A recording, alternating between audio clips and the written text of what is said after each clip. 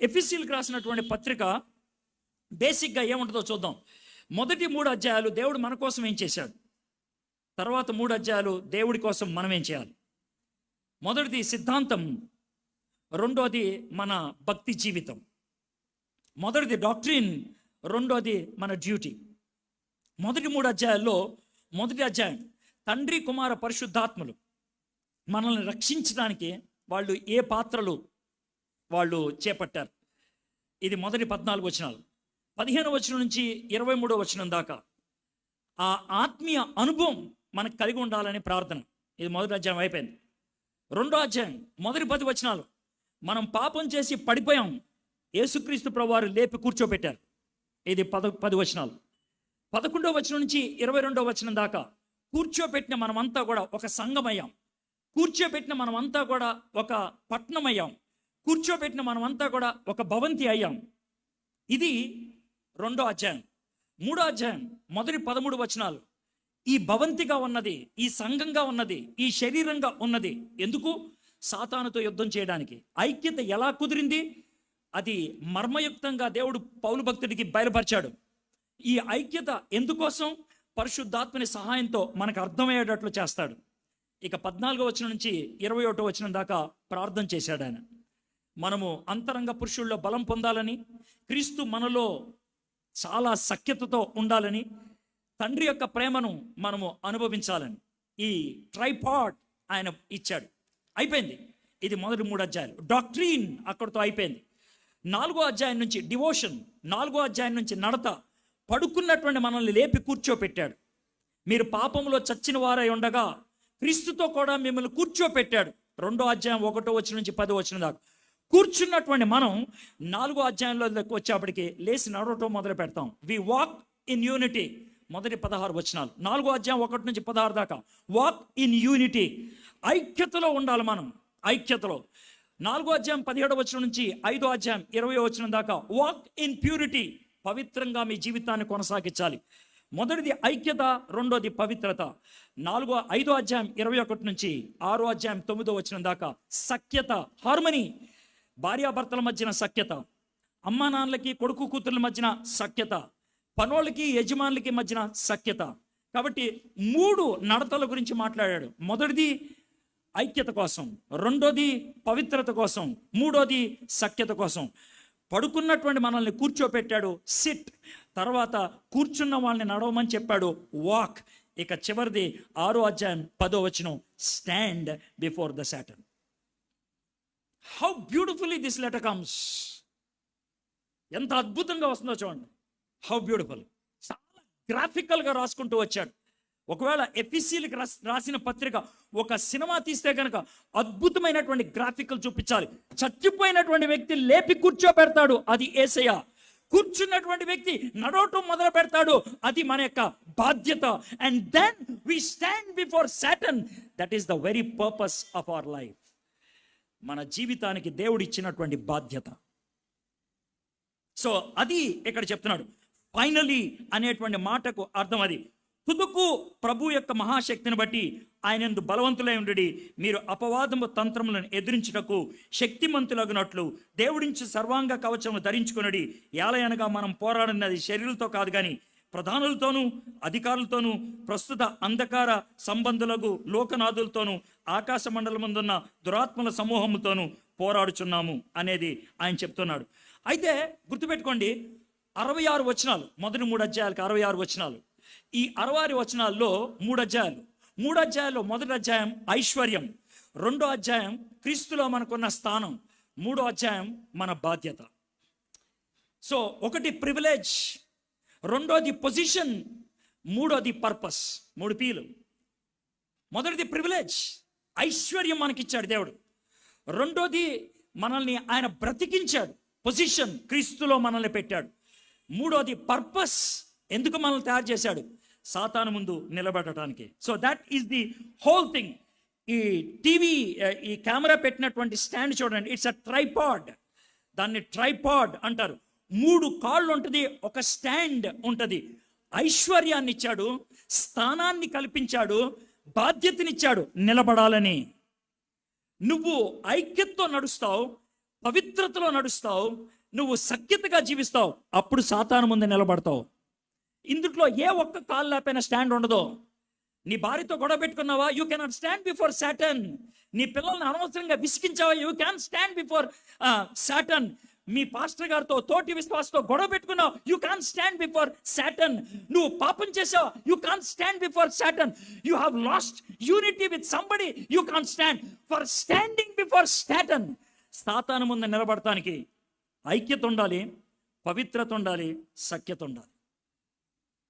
ఈ మూడిట్లో ఏ ఒక్కటి లేకపోయినా యు ఆర్ గాన్. అందుకనే 145 వచనాల సిద్ధపాటు, 145 వచనాల సిద్ధపాటు ఆయన ఇవ్వడానికి ప్రయత్నం చేశాడు. 10, 11, 12 ఈ 3 వచనాలు ఎనిమి, మన శత్రువు. 13, 14, 15, 16, 17 ఈ వచనాలు ఎక్విప్మెంట్, మన సామాగ్రి. 18 నుంచి 20వ వచనం దాకా ఎనర్జీ, దేవుడు మనకు అనుగ్రహించేటువంటి శక్తి. కాబట్టి 3 విషయాలు మనం స్పష్టంగా తెలుసుకోవాలి. Know your weakness and depend on your God. నీ యొక్క బలహీనత ఏంటో తెలుసుకో, ఆ బలహీనతను అధిగమించడానికి దేవుడి మీద ఆధారపడు. రెండోది, know your weakness and wear the equipment. నీ బలహీనత ఏంటో తెలుసుకో, దాన్ని అధిగమించేటువంటి ఎక్విప్మెంట్ అనుగ్రహిస్తారు. క్రికెట్లో కొంతమంది చచ్చిపోయారు, క్రికెట్లో కొంతమంది చచ్చిపోయారు. ఏంటి సార్ అన్నిసార్లు చెప్తున్నారంటే, క్రికెట్ అది యుద్ధం కాదు. క్రికెట్లో బాల్ తగిలి చచ్చిపోయారు కొంతమంది. అప్పుడు ఏమనుకున్నారంటే, మనుషులు చచ్చిపోకూడదంటే హెల్మెట్ పెట్టాలి. ముందు క్రికెట్ ఆడినప్పుడు హెల్మెట్ ఉండేది కాదు. హెల్మెట్ వచ్చిన తర్వాత తుంటి ఎముక ఇరిగిపోవడం మొదలు పెట్టింది, అందుకే ప్యాడ్లు వచ్చాయి. తర్వాత పైన తొడకి దెబ్బలు తాగడం మొదలు పెట్టింది, టై ప్యాడ్ వచ్చింది. కడుపు పగిలిపోయే పరిస్థితి వచ్చింది, అబ్డామిన్ ప్యాడ్ వచ్చింది. ఇక్కడ ఆమ్ ఇరిగిపోయే పరిస్థితి వచ్చింది, ఆమ్ గార్డ్ వచ్చింది. మొహానికి తగిలితే ముఖం పగిలిపోయి రక్తం కారి చచ్చిపోయిన వాళ్ళు ఉన్నారు, అందుకనే వైజర్ పెట్టడం మొదలు పెట్టారు.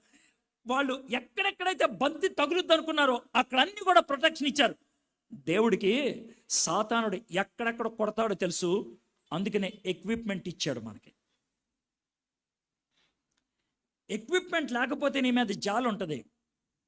ఎక్విప్మెంట్ ఉండి ఉపయోగించకపోతే నీ అంత పిచ్చోడు, నీ అంత పిచ్చిది ఎవరు లేదంటారు. So know your equipment.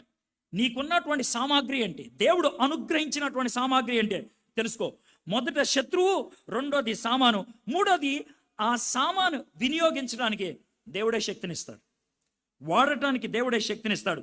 ఇవి మనము తెలుసుకోవాల్సినటువంటి పరిస్థితి ఉన్నది. అయితే చాలా బాధాకరమైన విషయం ఏంటంటే, చాలా బాధాకరమైన విషయం, ఎఫెసీయులకు రాసిన పత్రిక 6వ అధ్యాయం 10 నుంచి 20 దాకా నేను గత 30 సంవత్సరాలుగా అనేక మీటింగ్స్కి వెళ్ళాను.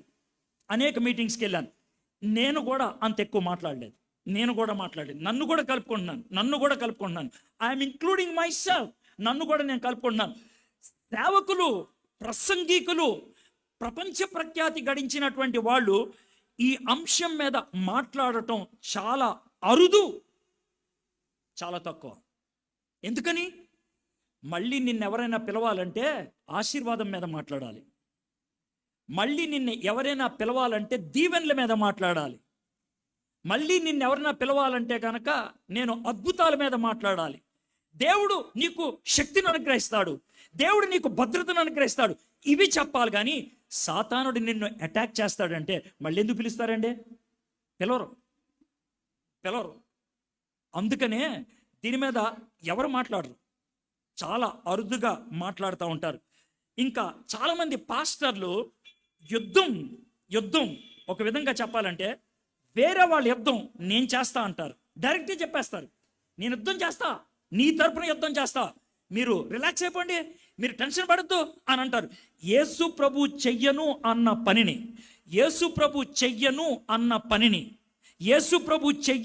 అన్న పనిని పాస్టర్లు చేస్తాను అన్నారు. మీకు శోధనలు ఎక్కువైనా అయితే మీ గురించి బాగా ప్రార్థన చేస్తానండి. ఈ రాత్రి నేను ఉపవాసం ఉంటాను, ప్రత్యేకంగా మీకోసం ప్రార్థన చేస్తాను. ఇది మీలో కొంతమంది అనేటువంటి మాట, పాస్టర్ గారు నా కోసం ప్రార్థన చేస్తున్నారు కదా, 10,000 ఎక్స్ట్రా. అది పరిస్థితి. You have to study on your own. You have to study on your own. అది చేయకపోతే ఎలా? Finally be strong in the Lord. తుదకు ప్రభు యొక్క మహాశక్తిని బట్టి ఆయన యందు బలవంతులై ఉండడి. ఆయన యందు we have to get strength from him, not through anybody else. ఆయన దగ్గర నుంచి డైరెక్ట్గా రావాలి. త్రూ అని అనలేదు. పాస్టర్ గారి దగ్గర నుంచి తెచ్చుకో, అంతర్జాతీయ ప్రసంగికుడి దగ్గర నుంచి తెచ్చుకో అని అనలా. నా దగ్గర నుంచి డైరెక్ట్గా, నా దగ్గర నుంచి డైరెక్ట్గా. That is what God said. అయితే మనం ఆ విధంగా తెచ్చుకున్నామా? అయితే ఈ ప్రిపరేటరీ కమాండ్లో, ఇది కమాండ్, ఇది ఆజ్ఞ, సలహా కాదు, సూచన కాదు, ఆజ్ఞ. తుదకు ప్రభు యొక్క మహాశక్తిని బట్టి ఆయన యందు బలవంతులై ఉండుడి. Finally be strong. It's a command. కాబట్టి ఆ కమాండ్ని నువ్వు పాటించకపోతే కనుక you are bound to fall. నువ్వు పడిపోతావు. Know the strength you have in Christ. క్రీస్తులో మనకున్నటువంటి శక్తి గురించి ఆలోచించండి. ఇన్ క్రైస్ట్ ఇంగ్లీష్లో, తెలుగులో అయితే క్రీస్తు నందు క్రీస్తులో. జాగ్రత్త వినండి. క్రీస్తు నందు క్రీస్తులో అనేటువంటి ఈ ఫ్రేజ్ 155 వచనాలు కలిగినటువంటి ఎఫెసీయులకు రాసిన పత్రికలో 27 సార్లు కనబడుతుంది. 27 టైమ్స్. 27 టైమ్స్. నీకు ప్యూరిటీ ఇన్ క్రైస్ట్, నీకు హార్మనీ ఇన్ క్రైస్ట్, నీకు యూనిటీ ఇన్ క్రైస్ట్, నీకు స్ట్రెంగ్త్ ఇన్ క్రైస్ట్, నీకు salvation in Christ. In Christ you have everything. Outside Christ you have nothing.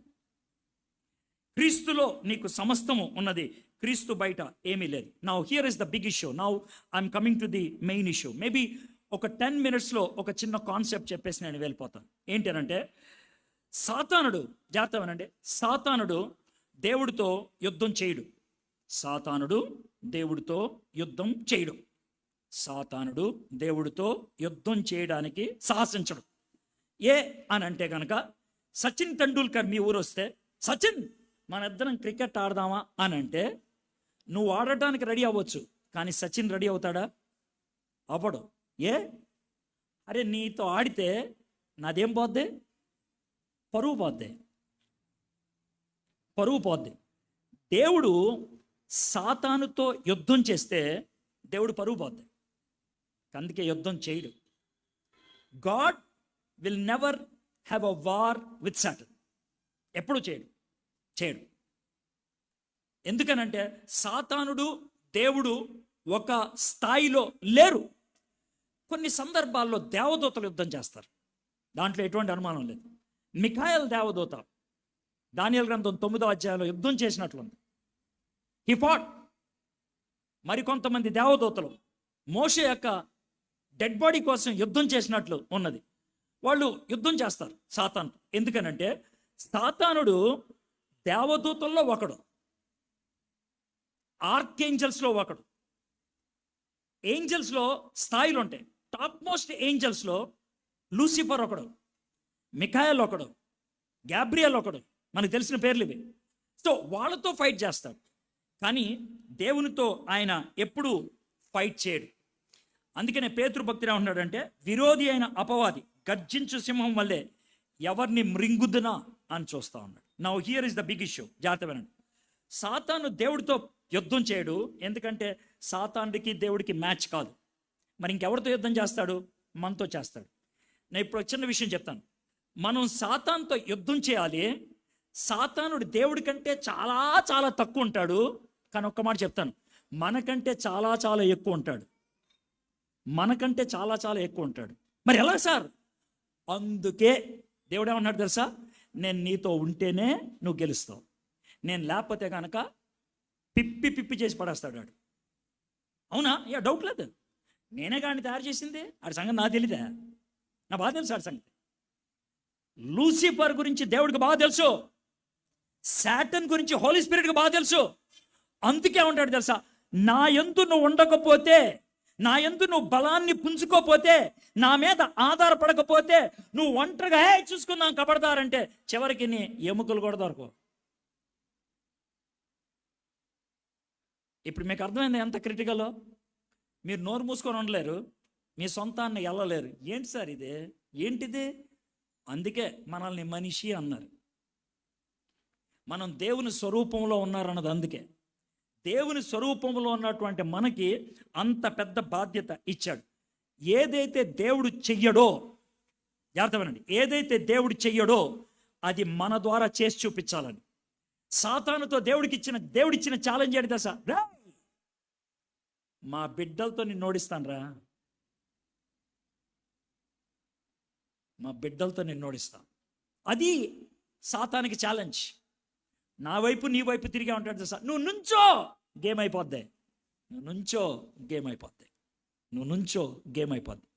మనలో చాలామంది సాతాను చూసి భయపడి దేవుడు కనబడట్లేదనేటువంటి భ్రమలో గేమ్ వదిలేసి వెళ్ళిపోతాం.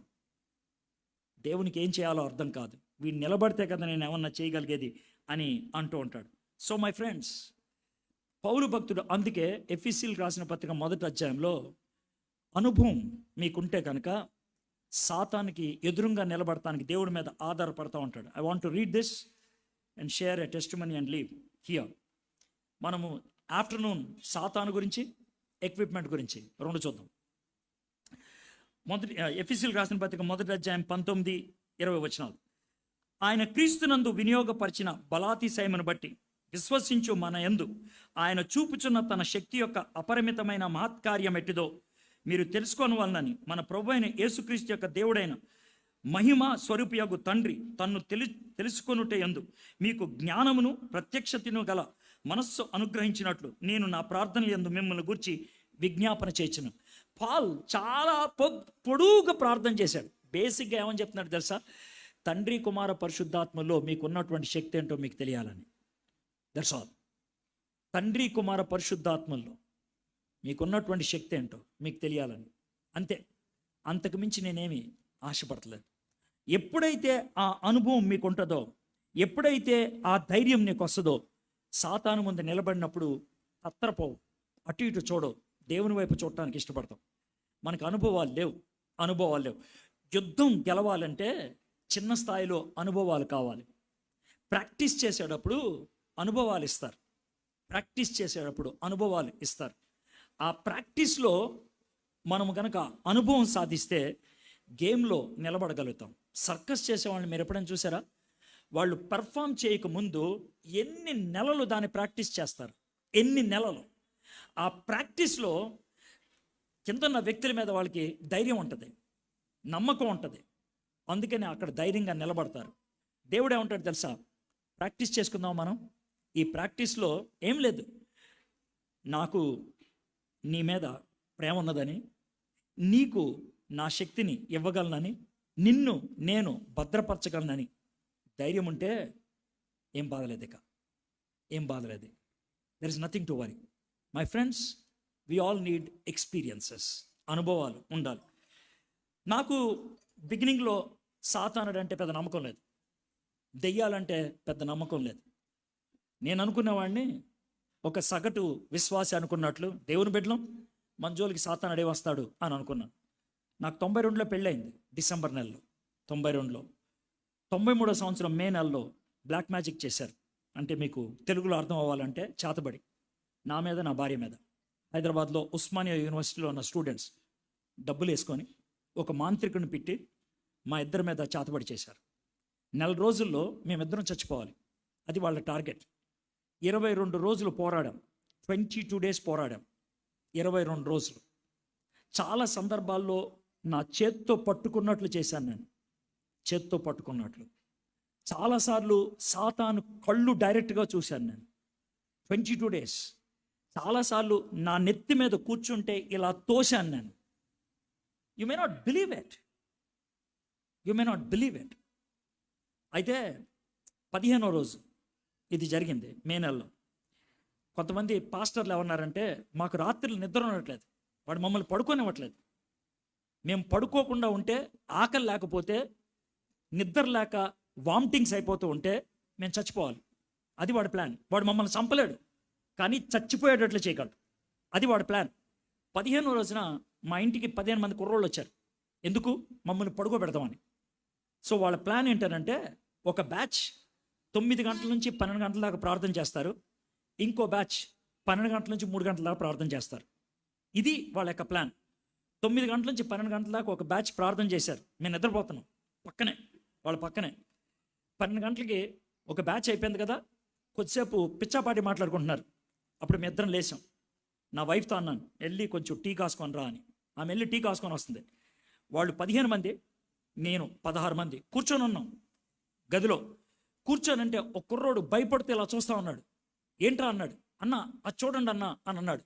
మా ఇంటికి తాళాలు గుత్తి ఒక 6 తాళాలు ఉన్నటువంటి బంచ్ ఉంటుంది, అది గోడకు తగిలిచ్చింది. ఆ గుత్తి మేము చూస్తున్నప్పుడు భయంకరంగా అటు ఇటు కదులుతుంది, ఎవరో కదుపుతున్నట్లు. ఎందుకన్నా తాళపు గుత్తి అలా కదులుతుంది అని అంటే ఒకడన్నాడు, ఫ్యాన్ గాలికి అని. మేము జోక్లాగా మాట్లాడుకుంటున్నాం. చూస్తున్నప్పుడు జరిగిన విషయం అది. ఒకళ్ళు కాదు, ఇద్దరు కాదు, 16 రోళ్ళు, 32 కళ్ళు చూశాయి. ఆ కీ బంచ్ తాళం ఆ మేకులోంచి బయటకు వచ్చి గదంతా ఇలా తిరిగి మళ్ళీ అక్కడికి వెళ్ళింది. ఈ 16 మంది ఎలా ఉంటారో ఒకసారి ఆలోచించండి.